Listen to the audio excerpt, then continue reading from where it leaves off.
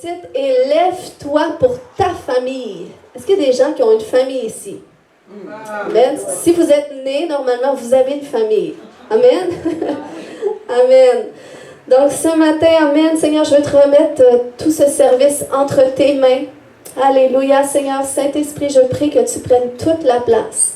Je prie que tu prennes le contrôle ce matin, que tu prennes le contrôle du micro, que tu prennes le contrôle même de nos pensées, de qu'est-ce qui va se passer dans notre cœur ce matin, qu'on soit réceptif à ta voix. Au nom de Jésus, ce matin, je fais taire toute voix qui ne sont pas de l'Esprit de Dieu. Je fais taire toute forme de doute ce matin. Je fais taire toute distraction ce matin. Vous n'avez pas besoin de penser au dîner, c'est déjà prévu. Au nom de Jésus, je me lève contre tout esprit de distraction, contre tout esprit d'endormissement spirituel, contre tout esprit de paresse. Au nom de Jésus, je déclare qu'ils sont liés, je déclare qu'ils sont sous mes pieds et que ce matin, le ciel va s'ouvrir sur chacune de nos vies pour que la bénédiction de Dieu descende. Au nom de Jésus, Amen. Amen. Amen. Vous savez, j'aurais pu ce matin vous prêcher un message, comment être heureux, hein? Parce qu'on sait que souvent les chrétiens sont les gens les plus heureux du monde. Souvent on entend ça. Puis c'est vrai, je peux le confirmer, je suis plus heureuse qu'avant que je connaisse Christ. Mais, tu sais, en vérité, lorsqu'on prend le temps de penser à tout ça, ce n'est pas le bonheur qui rend libre. Je pourrais vous prêcher sur le bonheur, je pourrais ce matin être super divertissante devant vous. Il y a des prédicateurs qui sont très divertissants, tu les écoutes, tu es très entraîné. Mais c'est pas ça qui rend libre nécessairement. Le message que l'Esprit dit à l'Église, c'est un message qui amène la liberté. Puis c'est la liberté qui amène le bonheur, mais ça doit commencer par la liberté. Et c'est le message de Jésus. C'est la première chose que Jésus est allé faire lorsqu'il a été baptisé, il est allé dans le désert, il a reçu l'Esprit Saint et tout ça. Il est allé dans une église et il a délivré un captif, il a amené la liberté. Donc c'est ce que Jésus fait et c'est ce que le Seigneur veut faire dans notre église aussi. Parce qu'on n'a pas de temps à perdre en tant qu'enfant de Dieu. Notre temps est limité. Il y a beaucoup de gens qui attendent de recevoir quelque chose par la foi, dont d'autres personnes, pour ces mêmes choses, ils vont essayer de les prendre par force. Tu sais, la Bible nous dit que c'est les violents qui s'emparent du royaume de Dieu. C'est les violents qui s'emparent des bénédictions et des promesses de Dieu. Mais tu trouves les deux types de personnes, d'autres gens qui vont dire « Ah, moi j'ai prié, j'attends. J'attends par la foi. J'ai la foi. » OK, déjà, tu ne sais même pas si Dieu est vraiment là-dedans. Et il y a ces autres personnes-là qui disent « Eh bien, Dieu dit ça dans sa parole. Eh bien, moi, je fais tout pour l'atteindre. Et tant que j'y touche pas, je continue de le poursuivre jusqu'au bout. » Lorsque tu sais que ça t'appartient, lorsque tu sais que c'est pour toi, puis souvent, lorsque je prie justement pour l'Église, pas vous nécessairement, mais comme ça pour l'Église, eh bien, il y a cette vision qu'à un moment donné, notre frère Nathalie avait reçue, comme de quoi qu'il voyait des gens qui étaient dans une chaise roulante spirituelle. Puis souvent, quand je prie, ça me revient cette image-là, parce que Dieu m'a parlé aussi par rapport à ça. Puis je crois que ça peut s'appliquer pour certaines personnes, peut-être pas dans ce lieu, mais peut-être. Mais c'est le temps, en tant qu'Église, de se lever et de marcher. D'arrêter d'attendre que les choses se fassent d'elles-mêmes, d'arrêter d'attendre que la pêche miraculeuse remplisse le filet toute seule. Amen. À un moment donné, les disciples ils ont dû quitter le bord et aller dans la profondeur. Et là, il y a une pêche miraculeuse qui est sortie. À un moment donné, ils ont dû jeter le filet de l'autre côté du bateau. Donc, c'est assez d'attendre, de penser que les choses vont se faire toutes seules, qu'ils vont s'arranger toutes seules. Puis, un beau jour, Dieu va répondre, je suis patiente et tout ça. Oui, c'est beau la patience. Mais des fois, Dieu nous amène dans ces saisons où on doit faire quelque chose.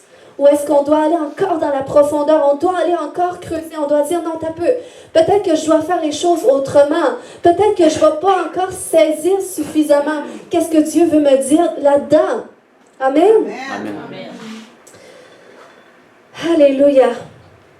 Alléluia. Donc, ce matin, c'est pour ça que le message concerne les familles. Parce que, vous savez, à un moment donné, je priais pour notre région, je priais pour notre ville, puis je demandais à Dieu, mais Seigneur, qu'est-ce que la ville a vraiment besoin de voir? Parce que oui, on sait que les gens ont besoin du Seigneur, on sait que c'est la solution. Parce que si on est là dans ce lieu, c'est que nous-mêmes, on a reconnu que Jésus, c'était la solution.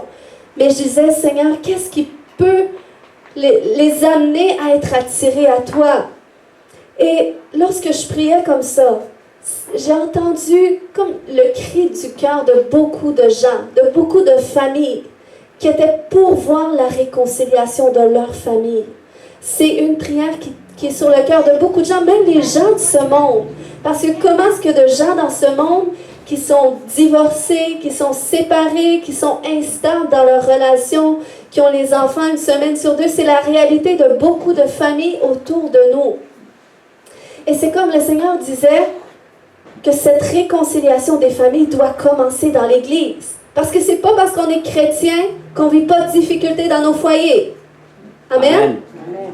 C'est pas parce qu'on est chrétien puis on sait que le diable s'en prend aux familles. Pourquoi? Parce que c'est les familles qui bâtissent les communautés, c'est les familles qui bâtissent les nations. Mais si les familles sont détruites, eh bien le diable va réussir à détruire les gens.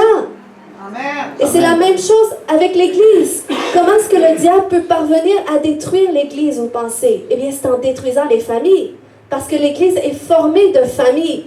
Donc, c'est le temps qu'on se lève en tant qu'Église pour nos familles, pour la réconciliation de nos familles, qu'on soit de ceux qui initient la réconciliation, de ceux qui initient l'unité. Parce qu'on peut dire, eh bien, moi, je prie pour ma famille. Oui, c'est bien de prier. Mais ce matin, on va voir qu'il y a certaines choses qu'on peut faire pour rentrer dans ce processus de réconciliation. Il y a des principes qu'on peut mettre en application. Et c'est ça qu'on doit voir. Parce que beaucoup de chrétiens c'est comme ils se lavent les mains en disant, ben moi je prie pour ça, moi je suis super spirituel, ok c'est bon. Mais qu'est-ce que tu fais? Parce que la Bible nous dit que la foi sans les œuvres est morte. Puis que de ne pas aimer seulement en parole, mais aussi en action. Donc c'est facile de dire, ben moi, j'aime tout le monde, j'aime Dieu, je m'humilie devant Dieu, je m'abandonne à Dieu. Oui, mais comment tu agis avec ton prochain?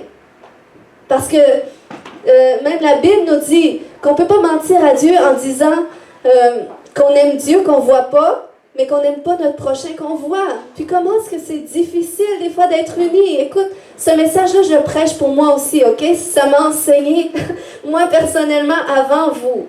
Parce que je comprends que c'est une réalité, parce que le Seigneur a mis dans mon cœur cette région. Il a mis dans mon cœur les nations. Moi, je vais aller là où Dieu va m'envoyer. Mais ça doit commencer par mon propre foyer. Puis ça doit commencer par vos foyers à l'Église, parce que vous êtes sur ma couverture. Amen. Donc la Bible nous dit dans Malachie 4, au verset 5 et 6, Dieu a dit, « Voici, je vous enverrai Élie, le prophète, avant que le jour de l'Éternel arrive. Ce jour grand et redoutable. Il ramènera le cœur des pères à leurs enfants et le cœur des enfants à leurs pères, de peur que je ne vienne frapper le pays d'interdit. » Donc ici, c'est une parole que Dieu donnait, mais c'était une image en même temps. Dieu est en train de dire que le mandat d'Élie, du prophète Élie, c'était la réconciliation des familles. Mais on sait que lorsque Malachie donnait cette parole, il ne parlait pas vraiment du prophète Élie. Mais c'était plutôt une représentation de Jean-Baptiste. Parce qu'on sait que Jean-Baptiste est l'Élie qui était prophétisé avant qu'il vienne. Donc, c'est comme si Dieu était en train de dire en même temps que l'onction prophétique a le pouvoir de réconcilier les familles. C'est puissant. Puis ça, c'est pas seulement une parole, parce qu'on peut recevoir une prophétie, ta famille va être réconciliée, je vois le cœur de tes enfants venir vers toi, venir à Dieu, tout ça, on peut recevoir des prophéties, c'est correct. Mais aussi, il y a des principes qu'on doit apprendre par rapport à ça, pour voir justement cette réconciliation-là. Puis ce matin, je veux vous encourager en disant que Dieu a une destinée pour votre famille. Dis à ton voisin, Dieu a une destinée pour ta famille. Dieu a une destinée pour ta famille. Dieu a une destinée pour votre famille, même si votre famille est divisée. Dieu a une destinée. Amen. Même si votre famille ne sert pas le Seigneur, que ce soit vos frères, vos sœurs, votre mari, votre femme, même s'ils ne servent pas le Seigneur, Dieu a une destinée. Même si vous et votre conjoint, vous êtes super différents, puis vous dites, ben, je vois pas où est-ce qu'on peut être unis. C'est comme toujours le combat de l'unité. Eh bien, Dieu a une destinée quand même pour ta famille. Amen. Je veux encourager quelqu'un ce matin. Amen. Puis, comme je disais tout à l'heure, on peut prier pour nos familles. On peut intercéder. On peut déclarer toutes sortes de choses. Mais si on ne met pas en pratique les principes, si on ne met pas en pratique la parole de Dieu, ça va servir à quoi? Vous savez, quand je veux faire passer un message à mon mari ce matin, c'est le fun, il n'est pas là, donc je peux confesser certaines choses. Non, mais vous savez, quand je veux faire passer des messages à mon mari, je ne comprends pas. Mais quand je lui parle comme à la façon pastorale, ça ne fonctionne pas. Quand je prends ma casquette de pasteur, j'essaie de faire passer un message à mon mari, c'est comme, ça rentre même pas d'une oreille pour ressortir par l'autre, il ne comprend rien. Puis là, à un moment donné, je priais, je disais, mais Seigneur, mais c'est où ce que la Bible nous dit qu'une femme doit pastorer son mari? C'est comme, j'essaie de faire passer des messages à mon mari d'une position déjà de rébellion. Parce que la femme doit être soumise à son mari. La femme doit honorer son mari dans sa position, pas l'honorer comme si c'était Dieu. Ben, quoi que la Bible nous dit de l'honorer comme le chef. Mais, c'est ça.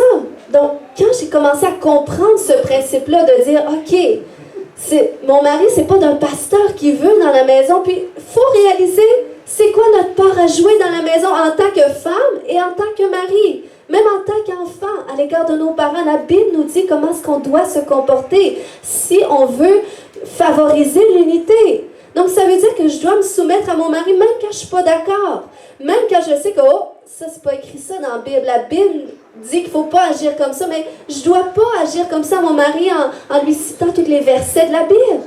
Ça, c'est pas ma part à jouer. Ça, c'est la part à Dieu. Donc, je dois le respecter en tant qu'homme parce que lui, il a besoin d'une femme. Et tous les hommes dans ce lieu, vous avez besoin que votre femme soit une femme. Soit votre femme, qu'elle agisse comme votre femme. Personne n'a besoin d'un professeur, personne n'a besoin d'une maman ou d'un papa dans notre mari ou notre femme. Donc, on doit revisiter quelle est notre part à jouer dans notre foyer et même envers nos enfants aussi parfois. Et on doit arrêter de se laisser séduire par ces pensées, par ces voix qui nous font croire que ça serait tellement plus facile si on pensait comme moi, si on agissait comme moi, si on parlait comme moi. Hein? Comment est-ce qu'on est moi? Puis même avec nos frères et sœurs, même avec nos parents, on se dit, ça serait tellement plus simple s'ils étaient comme moi. Mais Dieu ne dit pas ça pantoute pourtant. Fait on a du travail à faire, OK? Dieu est miséricordieux. Amen. Ce matin. Amen. J'entends plus personne, mais en tout cas, si vous prenez des notes, c'est bon. Donc, notre but en tant qu'enfant de Dieu, c'est de bâtir une famille. Nous sommes là pour bâtir une famille. Si vous avez quitté le foyer familial de vos parents, c'est dans le but que vous bâtissiez une famille à votre tour. Puis, qu'est-ce que la Bible nous dit sur comment bâtir une maison, comment bâtir une famille? On voit ça dans Proverbe 24 au verset 3 à 5. Ça nous dit, c'est par la sagesse qu'une maison est construite et par l'intelligence qu'elle s'affermit. C'est par la connaissance que les chambres se remplissent de toutes sortes de biens précieux et agréables. Donc ici, on voit 3 choses qui bâtissent une maison. C'est drôle, hein? Parce que ça ne dit même pas l'amour. Ça ne dit même pas qu'une maison s'est bâtie par l'amour. Pourtant, c'est ça qu'on voit dans les films d'Hollywood. Ça a tellement de l'air beau dans les films d'amour, hein? Les deux se rencontrent, c'est l'homme et la femme de leur vie, sont unis, ont la même vision, tout ça. Ça a l'air si simple. Mais la Bible ne nous parle même pas d'amour. Elle ne parle même pas d'affection. Elle dit 3 choses bâtissent une maison. C'est la sagesse, l'intelligence et la connaissance. Oui, l'amour, c'est important dans le mariage. C'est important dans une maison, l'amour. C'est un ingrédient qui est nécessaire. Mais ce n'est pas ça qui va bâtir une maison solide, bâtie sur le roc, qui va résister aux tempêtes, qui va résister aux tentations, qui va résister aux vents contraires. Donc, je ne sais pas pour vous, mais j'ai encore du chemin à faire aussi. Amen. Mais la parole de Dieu est là pour ça. Donc, c'est la sagesse qui doit être la fondation d'une maison. La sagesse doit être à la fondation. Puis on sait que selon la parole de Dieu, il existe deux sagesses. C'est facile de paraître sage à nos propres yeux. Mais il existe une sagesse selon le monde et une sagesse selon Dieu. Et la sagesse selon le monde, elle va aussi avoir des valeurs qui vont aussi amener le bonheur. Mais c'est un bonheur qui est éphémère. Tandis que la sagesse de Dieu, c'est pas toujours qu'est-ce qu'on aurait aimé sur le coup. Hein?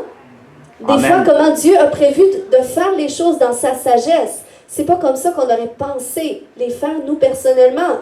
Des fois, les gens que Dieu choisit, ce n'est pas les gens que nous, on aurait choisis à première vue.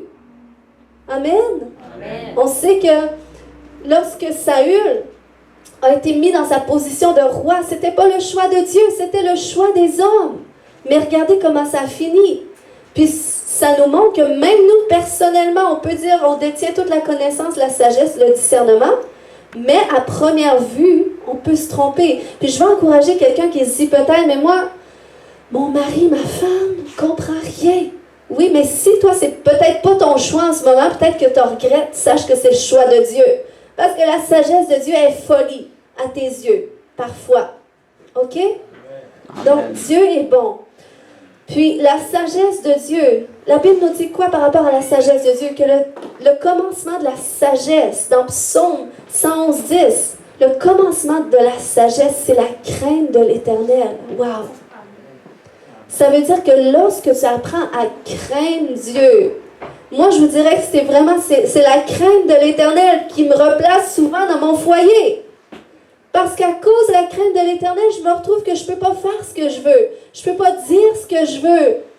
Sinon, mais je reviens sur ce que j'ai dit. Je reviens sur ce que j'ai fait, puis finalement, je recommence. C'est ce que ça fait, la crainte de Dieu.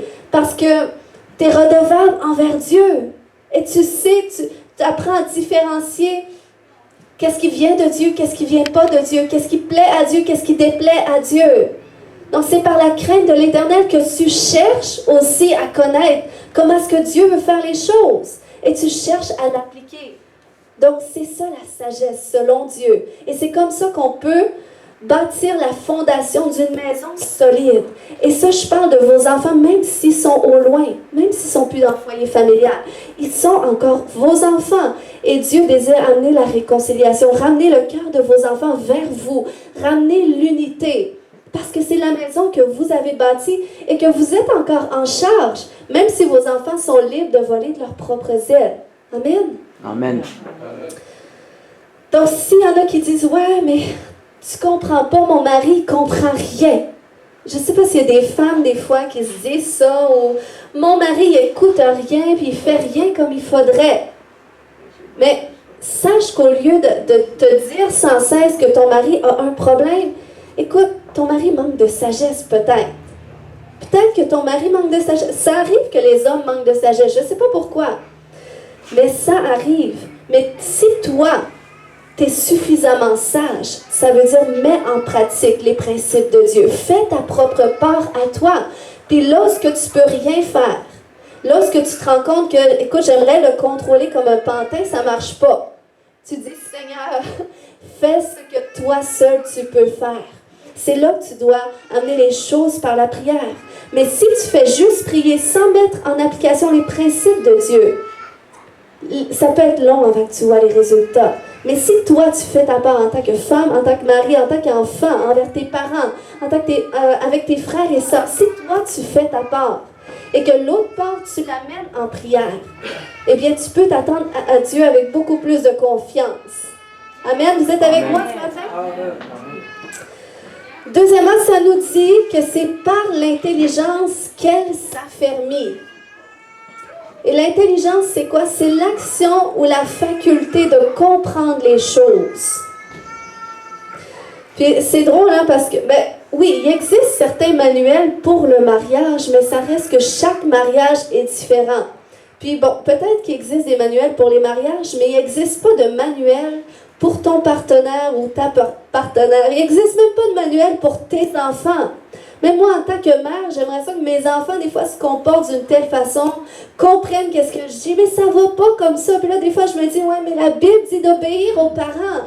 Puis ça écoute rien. Mais il faut que j'apprenne aussi à me mettre à leur niveau. Et c'est ça qu'on doit faire aussi. Des fois, on doit apprendre à se mettre au niveau de notre prochain, au niveau de nos parents qui sont peut-être pas rendus là où ce qu'on est, dans la connaissance qu'on a, mais on doit quand même faire notre part. On doit quand même les honorer. On doit quand même les aimer sans condition. Parce que c'est ce que la Bible nous dit. Amen. Amen. Ensuite, ça nous dit que c'est par la connaissance qu'elle se remplit. D'autres versions disent que c'est par la science qu'elle se remplit. Donc, quand tu combines sagesse et intelligence, ça crée l'expérience qu'on nomme science. Et la science, selon le dictionnaire, c'est le savoir-faire que donnent les connaissances, l'expérience et l'habileté.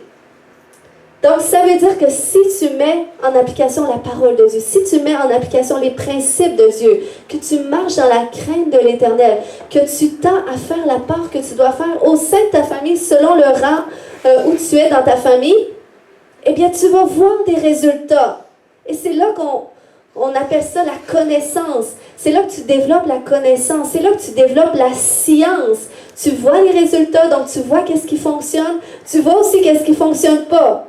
Quand tu ne marches pas selon la sagesse, quand tu ne marches pas selon l'intelligence, tu vois qu'est-ce qui ne fonctionne pas. Hein? Amen? Amen. Mais là, on doit venir à cet endroit où on commence à mettre en application les principes de Dieu, qu'on marche par la sagesse de Dieu pour voir les résultats, pour vivre l'expérience. Est-ce que je suis la seule dans celui qui veut voir l'unité dans son foyer, qui veut voir l'unité être rétablie autour de soi? Vous savez, votre famille peut faire un grand impact. Ça a pris une seule famille pour recommencer la création. Ça a pris une seule famille pour sauver la race humaine et repeupler la terre entière. Et ça, je parle de Noé. Noé, ça a pris seulement sa famille pour recommencer lorsque Dieu avait arrêté les choses. Sa famille a été suffisante pour repeupler la terre entière jusqu'à nous aujourd'hui. Donc, votre famille, à vous, elle est suffisante pour changer toutes les générations qui vont venir après. Donc, c'est pour ça qu'on doit se lever et voir comment est-ce qu'on peut bâtir notre famille, comment est-ce qu'on peut bâtir cette réconciliation entre les membres de notre famille. Amen. Amen. Alléluia. Donc, ce matin, c'était un court message, mais la semaine prochaine, on va voir ensuite comment est-ce qu'on peut amener ça par la prière. Parce qu'on a un rôle à jouer aussi dans la prière. Mais ce matin, j'avais à cœur vraiment que vous soyez conscients des principes que vous devez mettre en application. Vous savez, si je suis ici aujourd'hui dans cette église avec toute ma famille qui sont aussi présents, qui servent le Seigneur, souvent on me dit « Waouh, c'est rare qu'on voit ces choses-là. » Parce que comment est-ce que de division dans les familles? Mais si le Seigneur a permis ça, c'est pas parce qu'on est plus merveilleux que votre famille, là. On a tous été touchés par le Seigneur à différents moments. Puis on était tous dans des croyances différentes. Mais si Dieu l'a fait pour notre famille, c'est comme image que c'est possible aussi pour la vôtre et qu'il veut le faire aussi pour la vôtre. Il veut ramener le cœur des enfants vers leurs parents. Il veut rétablir les relations ensemble, les relations mutuelles. On peut leur taper sur la tête en disant « Suis Jésus, crois en Jésus » et tout ça. Mais qu'est-ce qu'ils veulent? Ils veulent connecter avec nous avant tout. Parce que quand tu n'as pas cette connaissance, quand tu n'as pas cette sagesse qui vient d'en haut, tu penses que tout ce que tu vois avec les yeux, c'est ça qui est le plus important. Donc oui, c'est important aussi parce que lorsque Jésus avait dit à ses disciples, juste avant qu'il aille à la croix et tout ça, il avait lavé les pieds à ses disciples. Et il avait dit à ses disciples de refaire la même chose aussi. Donc je ne sais pas s'il y en a qui ont reproduit, mais si vous n'avez pas reproduit ce matin, ont pouvoir prendre un temps pour se repentir pour ça. Non, c'est une blague. Non, mais quand Jésus avait dit ça à ses disciples, c'était une image en même temps qu'il voulait montrer. Il disait de la même façon que moi je fais ça envers vous, vous devez faire ça aussi envers votre prochain. C'était un symbole en fait pour montrer que c'est important dans nos relations, dans nos rapports mutuels, de démontrer le pardon et le service les uns envers les autres. C'est pas pour rien que la parole de Dieu nous dit que lorsqu'on accepte Jésus, on devient des sacrificateurs et des rois. Et les sacrificateurs, c'est ça, le rôle d'un sacrificateur, c'est de nettoyer les impuretés des autres, c'est d'ouvrir notre cœur aux autres, même s'ils ne le méritent pas, c'est de manifester l'amour de Jésus qui pardonne, qui est patient, qui est miséricordieux. Et Jésus a dit de la même façon que moi je le fais envers vous, vous devez le faire aussi les uns envers les autres. Et lorsqu'il dit qu'il fait de nous des rois, ça veut dire que Dieu fait de nous des gouverneurs. Il fait de nous des gens qui ont l'autorité de changer les choses. Et vous savez, une des particularités, une des autorités qu'ont les gouverneurs, c'est quoi? C'est de pouvoir faire cesser les guerres. Hein? Un gouverneur peut déclencher les guerres et il peut aussi dire, là c'est assez, et il fait cesser les guerres et il fait tout ce qu'il faut pour que ça cesse.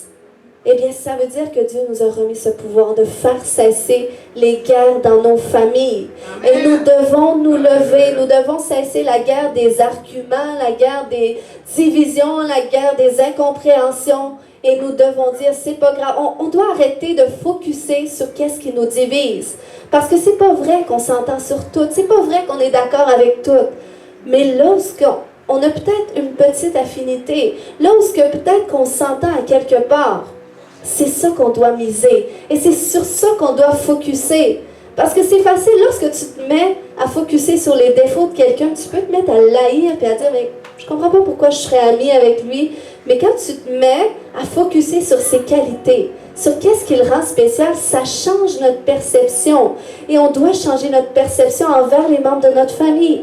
Moi, je me souviendrai toujours que une des raisons pourquoi je vois aussi que notre famille suit le Seigneur, vous savez c'est quoi? C'est que même avant qu'on connaisse le Seigneur, une des valeurs que ma mère nous a enseignées, c'est le respect. Ça veut dire que peu importe, je vous dis, on arrive de loin en tant que famille, on a fait toutes sortes de choses pas possibles. Mais ma mère, elle a toujours cultivé le respect, même si on n'était pas d'accord, même si on n'aimait pas qu'est-ce que l'autre faisait. Ma mère, elle s'est toujours battue pour qu'on se respecte les uns envers les autres. Et même envers mes parents, même si on n'était pas d'accord, même si on pouvait les haïr une journée, le respect nous ramenait toujours ensemble. Puis peut-être que vous n'avez pas grandi comme ça, mais c'est possible qu'aujourd'hui vous dites, eh bien moi je veux marcher dans ce respect aussi, puis je veux l'enseigner à mes enfants, même s'ils ne sont plus là. Je veux leur démontrer du respect. Parce que vous savez, une des choses pour laquelle ma mère s'est convertie au Seigneur, c'est parce qu'à un moment donné, elle s'est abaissée à mon niveau. Elle se dit, ben, moi, je veux comprendre qu'est-ce que tu vis. Même si, ok, je suis peut-être pas rendue là, parce que vous savez, les enfants, des fois, ils peuvent se rebeller. Des fois, en tant qu'enfant, on aime avoir notre mot à dire, on aime se penser grand, se penser adulte et tout ça. Mais ça fait partie du développement aussi. En tant que parent, on doit des fois écouter nos enfants, se mettre à notre niveau. Puis vous savez, le respect qu'elle a manifesté envers moi, puis que moi je manifestais aussi en tant que mère, ça l'a gagné pour le Seigneur. Parce que lorsque je lui ai témoigné, elle a dit, ben, écoute, elle dit, je ne sais pas pourquoi, mais moi aussi, je veux ce Jésus que tu connais. Parce que oui, je vois qu'il a fait quelque chose dans ta vie, mais moi aussi, pourquoi pas? Puis, oui, peut-être que vos enfants ne suivent pas le Seigneur, mais ils ont quand même un mot à dire sur certaines choses. Puis ils ont besoin de cette écoute, ils ont besoin de cet amour, ils ont besoin de cette considération de leurs parents. C'est tellement important. Puis on doit revenir comme ça pour rebâtir, même avec vos frères et sœurs, parce que je sais que dans les familles, des fois, il y a beaucoup de divisions, c'est la guerre des positions, puis de qui n'aura pas le dernier mot et tout ça. Mais vous pouvez prendre cette décision que non. Moi, j'embarquerai pas là-dedans. Je te respecte quand même. T'es mon aîné, je te respecte. T'es le cadet de la famille, je te respecte aussi en tant que personne. Parce que si t'es là sur la terre, c'est que Dieu a voulu que tu sois là. Donc, Arrêtons de s'opposer à Dieu en s'opposant les uns aux autres. Mais commençons à rebâtir. Soyons les initiateurs de la réconciliation dans nos maisons. Amen. C'est le temps aujourd'hui de prendre cette décision de dire, eh bien, moi, je veux bâtir par la sagesse, par l'intelligence. Je veux bâtir par la connaissance aussi. Parce que je veux voir la gloire de Dieu dans ma maison. Amen. Amen. Alléluia. Levons-nous ce matin. On va prier. Alléluia. Nous allons prier ce matin pour nos propres vies. Nous allons prier ce matin pour nos familles aussi et croire que parce que nous sommes réunis ici en ce lieu, la Bible nous dit que lorsque nous sommes réunis ensemble, à 2 ou 3, Jésus est au milieu de nous. Amen.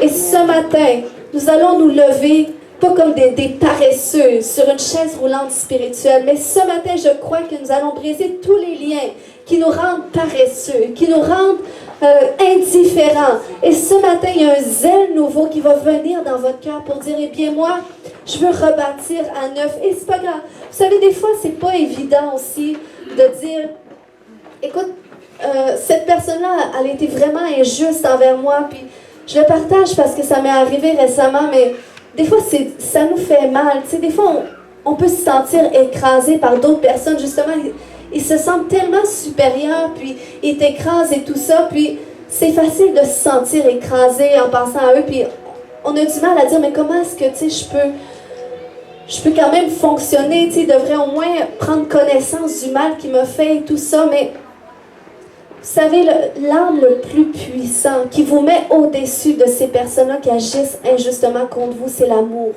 Parce que l'amour nous met dans une position supérieure. C'est comme si l'amour nous rend invincibles. L'amour de Dieu met une barrière contre ces injustices qu'on peut vous faire. Donc ce matin, il y a une décharge d'amour qui va venir ce matin. Premièrement, ouvrez vos cœurs ce matin. Ouvrez votre voix. Commencez à inviter la présence du Saint-Esprit ce matin. Alléluia. Seigneur, prends toute la place dans ce lieu. Prends toute la place, Saint-Esprit. Nous t'accueillons. Nous te remercions pour ta présence, Saint-Esprit, parce que seul toi peux venir consoler les cœurs affligés. Seul toi, Seigneur, peux venir rétablir l'unité lorsque c'est divisé. Seul toi peux convaincre nos cœurs, Seigneur Dieu, nos cœurs qui peuvent être parfois orgueilleux. Seul toi, Seigneur, peux venir nous briser et nous montrer, Seigneur, qu'on a encore besoin d'apprendre. On a encore besoin d'être enseigné. On a encore besoin de te chercher. Seigneur, on vient à toi ce matin. Ouvrez vos voix ce matin. Je veux entendre vos voix prier vers Dieu ce matin. Parce qu'il va agir. Il va agir selon vos besoins. Il va agir selon les instances que vous faites envers lui. Alléluia. Merci Jésus pour ta présence. Merci pour ton amour, Seigneur Dieu. Merci pour ton amour, Seigneur. On veut se repentir ce matin pour toutes les fois, Seigneur Dieu, qu'on a été dur envers notre prochain. On veut se repentir ce matin. Seigneur, pour toutes les fois où on a été orgueilleux, où on a pensé à moi. Seigneur, on veut se repentir pour les fois où on a été égocentrique. On veut se repentir, Seigneur, pour toutes les fois où on s'est rebellé envers tes propres principes. Seigneur, pardonne-nous ce matin. Que ton sang précieux vienne purifier nos cœurs. Au nom de Jésus. Alléluia. Juste avant de continuer la prière ce matin, est-ce que tout le monde a déjà tout donné sa vie à Jésus? Est-ce que tout le monde a déjà fait cette prière pour dire, Jésus, je veux te donner ma vie? Si vous n'avez jamais fait cette prière ce matin, vous savez, lorsque vous donnez votre vie à Jésus, vous pouvez avoir la conviction que vous êtes sauvé et qu'il marche avec vous par la suite parce que vous l'invitez à venir dans votre vie. Et s'il y a des gens ce matin qui n'ont jamais donné leur vie à Jésus, levez la main pour que je le voie et que je prie avec vous. Alléluia. Alléluia. Alléluia. Amen. Amen. Alléluia. Nous allons quand même faire cette prière. Seigneur, ce matin, nous voulons, Seigneur Dieu, te demander pardon pour tous nos péchés ce matin. Viens nous pardonner ce matin. Et Seigneur, au nom de Jésus, nous voulons t'accepter dans notre vie comme Seigneur et comme Sauveur personnel. Prends toute la place au nom de Jésus. Amen. Amen. Alléluia. Ce matin, il y a une onction de réconciliation qui est dans ce lieu. Il y a une onction de réconciliation qui est dans ce lieu. Mais avant, au nom de Jésus, Seigneur, merci pour le ciel qui est déjà ouvert au milieu de nous. Pour le ciel qui est déjà ouvert au milieu de nous. Ce matin, Seigneur mon Dieu, je viens relâcher cet amour que tu veux déverser sur nous, cette décharge d'amour. Parce qu'on sait, Seigneur Dieu, que notre amour n'est pas suffisant pour aimer notre prochain. Oh Seigneur Dieu, nous recevons, Seigneur, ton amour dans nos cœurs au nom de Jésus. Par toi, Saint-Esprit, viens prendre toute la place. Viens prendre toute la place. Viens nous rafraîchir ce matin par ta présence. Viens nous rafraîchir par ta présence. Aujourd'hui, c'est un jour nouveau. C'est un jour nouveau où que nous prenons la décision d'initier l'unité dans nos foyers, d'initier la réconciliation. Alléluia Jésus. Alléluia Jésus. Si ce matin vous voulez répondre à cet appel, vous voulez dire, ben moi, je veux initier cette réconciliation dans ma maison. Si Dieu vous le met à cœur ce matin, avancez-vous. Et nous allons prier dans cette direction. Alléluia. Merci Jésus. Merci Jésus. Prenez pas connaissance de votre voisin, de votre voisine. C'est pour Dieu que vous le faites. Alléluia. Alléluia. Si d'autres gens ce matin vous dites, eh bien moi je veux initier le salut, la réconciliation, l'unité dans ma maison. Je veux que Dieu passe par moi. Je veux que Dieu passe par moi. Alléluia, parce que Dieu a une destinée pour ma famille. Parce que Dieu a une destinée pour nous. Alléluia, Dieu vous a choisi pour bâtir une communauté, pour bâtir notre Église, pour expansionner notre Église. Dieu vous a choisi pour impacter cette région et cette nation. Alléluia, merci Jésus. Merci pour ta présence qui est au milieu de nous. Alléluia, ouvrez vos cœurs à Dieu ce matin. Ouvrez vos cœurs à Jésus ce matin. Alors que vous ouvrez vos cœurs, le Seigneur vient visiter vos familles. Alléluia, Seigneur, nous nous levons contre toute malédiction dans nos familles. Nous nous levons, Seigneur Dieu, contre tout esprit de division dans nos familles. Nous nous levons, Seigneur, contre tout esprit d'opposition, contre tout vent contraire qui vient pour détruire nos familles. Au nom de Jésus, Seigneur, c'est toi qui as le dernier mot. Au nom de Jésus, nous annulons toute malédiction. Nous annulons tout contrat, toute alliance avec la sorcellerie pour détruire nos familles. Au nom de Jésus. Et nous neutralisons ce matin toute flèche que l'ennemi envoie contre nos familles pour semer la zizanie, pour semer le désordre. Au nom de Jésus. Au nom de Jésus, nous déclarons, Seigneur Dieu, que nous sommes les initiateurs, Père, de ta bénédiction qui s'étend jusqu'à 1000 générations. Au nom de Jésus, Seigneur Dieu, nous voulons être violents pour voir ton royaume se manifester dans nos maisons. Seigneur, au nom de Jésus, nous nous levons, Père, contre tout esprit de confusion. Père, qui empêche, Seigneur Dieu, notre famille, Seigneur Dieu, de venir à toi, Papa, au nom de Jésus. Alléluia. Alléluia. Seigneur, nous t'invoquons dans nos familles. Invoquez Dieu dans vos familles. Alléluia. Seigneur, nous t'invoquons. Alléluia. Transforme-nous, Seigneur. Transforme nos cœurs déjà, Papa, pour qu'on puisse être la manifestation de ta personne dans nos maisons. Au nom de Jésus. Alléluia. Alléluia. Korakataya shokomantaya. Komayanda rakabata. Élevez vos voix ce matin. Parce qu'il y a une onction particulière dans ce lieu où Dieu va aller vous exaucer. Dieu va aller répondre. Alléluia. Seigneur, tu es dans ce lieu. Tu es ici dans ce lieu. Alléluia. Je m'unis avec mon frère, ma soeur, Papa, pour voir, Seigneur Dieu, l'unité être rétablie. Pour voir, Seigneur Dieu, la santé, l'amour être rétabli, Seigneur Dieu. La connexion être rétablie. Alléluia, Jésus. Alléluia. Korakabaya shankotoyo. Komayantarakabata. Continuez de prier ce matin. Continuez d'élever votre voix vers Dieu.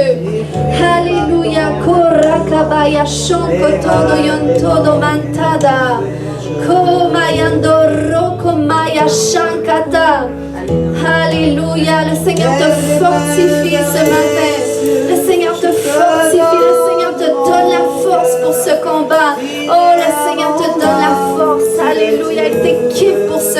pour cette guerre que tu vas remporter. La victoire t'appartient. Le Seigneur te revêt de sa couronne de victoire. Alléluia. Le Seigneur marche avec toi. Il marche avec toi. Alléluia. Merci, Papa, pour la force, Seigneur Dieu. Pour les armes, Papa. Alléluia. Alléluia. Le Seigneur vous donne la force et les armes ce matin. Recevez. Recevez. Alléluia. Oh, je déclare la réconciliation dans leur famille, Papa. Je déclare la réconciliation, Seigneur Dieu. Ça va commencer par lui, ça va passer par lui. Ça va passer par lui au nom de Jésus. J'appelle son fils, sa fille. Oh, Seigneur, nous avons besoin de toi. Oh, alléluia. J'appelle toute sa famille à toi. Oh, Seigneur, j'appelle Priscilla, j'appelle Richard. Seigneur Dieu, viens rétablir au nom de Jésus. Viens rétablir cette connexion avec toi, Papa.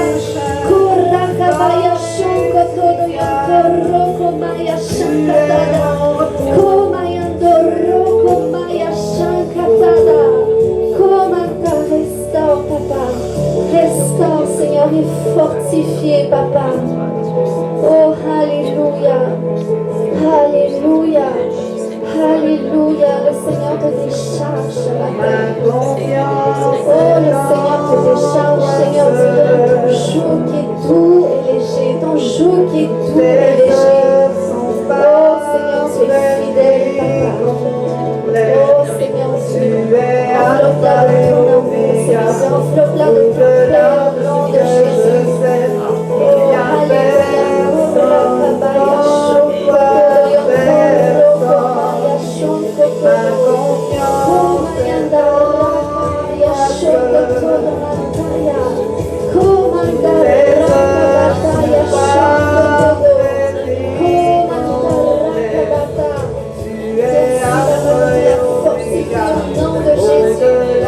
Fortifie ton église ce matin, Seigneur Dieu. Fortifie-nous, Papa.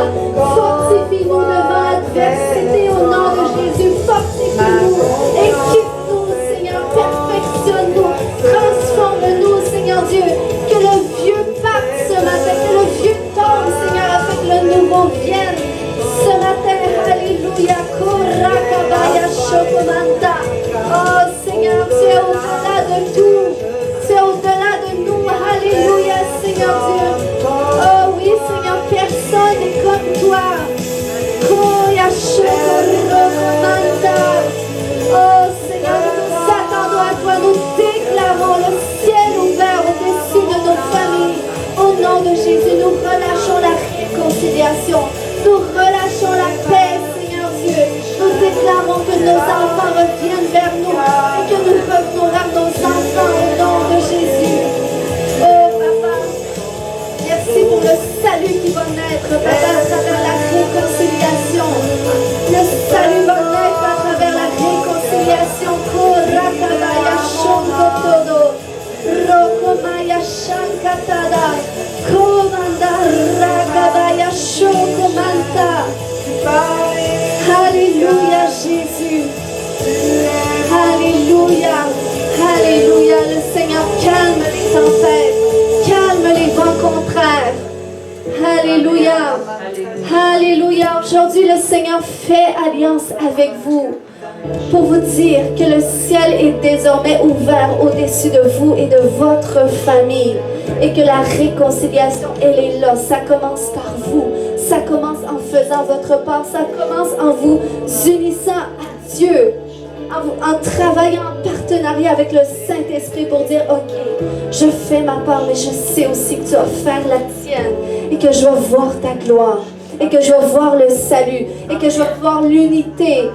Alléluia, alléluia, alléluia. Donnons une bonne main d'applaudissement au Seigneur ce matin. Merci Jésus.